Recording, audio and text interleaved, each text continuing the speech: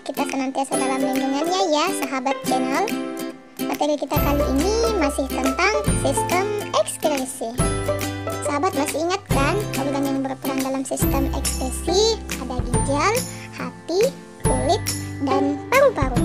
Pada video sebelumnya kakak sudah bahas tentang ginjal dan kulit. Nah, video kali ini kakak akan bahas tentang hati dan juga paru-paru. Pertama, kita akan bahas karakteristik hati. Hati merupakan sebuah kelenjar terbesar di dalam tubuh manusia. Hati terletak dalam rongga perut sebelah kanan, tepatnya di bawah diafragma. Hati sebagai salah satu organ ekskresi berfungsi mengekskresikan zat warna empedu yang disebut bilirubin. Oke, selanjutnya adalah struktur anatomi hati.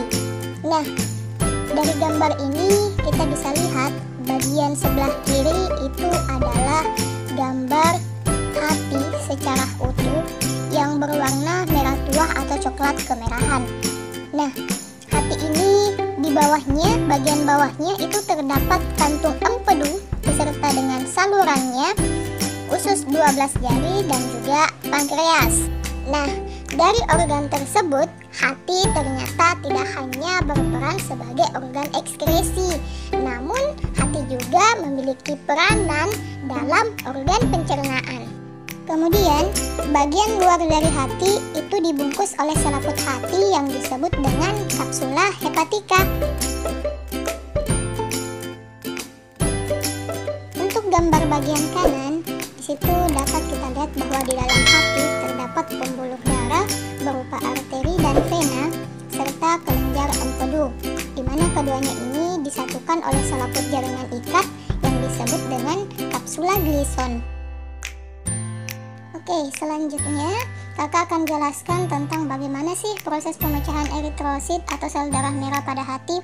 Nah, di sini pada bagan sel darah merah yang rusak itu akan dihancurkan oleh makrofag di dalam hati ataupun limfa. Sel darah merah mengandung yang namanya hemoglobin, di mana hemoglobin ini nantinya akan dipecah menjadi zat besi, globin, serta hemin. Nah, untuk zat besi ini nanti akan dibawa menuju ke sumsum tulang merah untuk digunakan membentuk hemoglobin yang baru. Sedangkan untuk globin itu sendiri nanti akan dipecah menjadi asam amino untuk digunakan dalam pembentukan protein yang lain.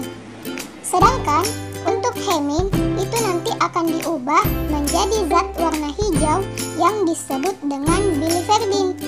Nah, biliverdin ini nanti kemudian akan diubah menjadi bilirubin yang merupakan zat warna kuning orange yang selanjutnya akan dikeluarkan bersama getah empedu.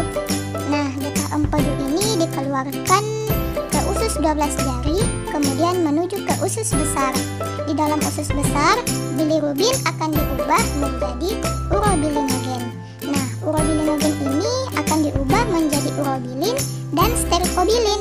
Urobilin merupakan pewarna kuning pada urin, sedangkan sterkobilin merupakan pewarna coklat pada feses. Nah, itu dia proses pemecahan eritrosit oleh hati. Semoga sahabat paham ya dengan penjelasan kakak. Selanjutnya kita akan bahas gangguan atau kelainan atau penyakit yang dapat terjadi pada hati, yaitu penyakit kuning. Penyakit kuning ini kondisinya di mana kulit dan mata kita menguning yang disebabkan oleh kadar bilirubin dalam aliran darah melebihi rentang normal. Kemudian ada kolestasis.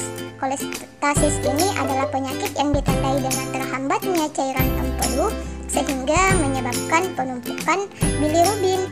Nah, yang ketiga itu ada namanya sirosis. Sirosis ini penyakit yang ditandai dengan terbentuknya luka atau jaringan parut di hati yang bersifat kronis sehingga terjadi kegagalan ginjal. Sirosis ini disebabkan karena kebiasaan minum minuman beralkohol ataupun terinfeksi hepatitis B dan C. Hepatitis adalah penyakit yang disebabkan oleh virus A ataupun virus B dan virus C yang dapat menyebabkan peradangan pada hati. Hepatitis ini dibedakan menjadi 3, yaitu hepatitis A, hepatitis B, dan hepatitis C. Masing-masing ketiga hepatitis ini beda proses penularannya. Nah, selanjutnya kita beralih ya sahabat.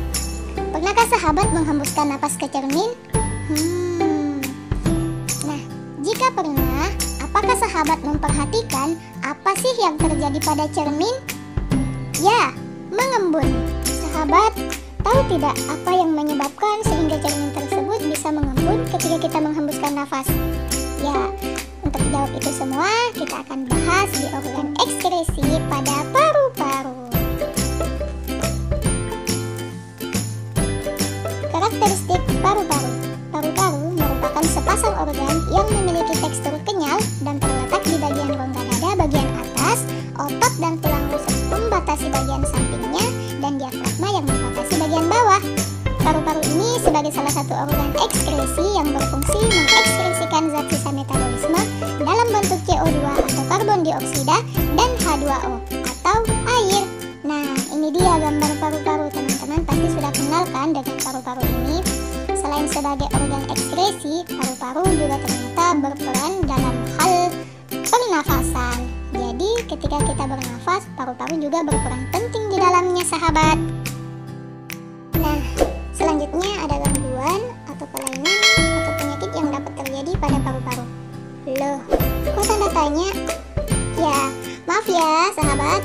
Untuk paru-paru akan kita bahas lebih detail lagi nanti di materi selanjutnya, yaitu tentang sistem pernafasan. Jadi sebagai organ ekskresi, paru-paru berfungsi untuk mengekskresikan atau mengeluarkan karbon dioksida dan air. Kesimpulan materi kita kali ini, organ ekskresi dan zat metabolisme yang dikeluarkan itu ada 4. Ginjal mengeluarkan urin, kulit mengeluarkan keringat, hati mengeluarkan empedu, dan paru-paru mengeluarkan karbon dioksida dan air. Terima kasih sahabat. Untuk materi sistem ekskresi sudah selesai. Thanks for watching. Bye bye.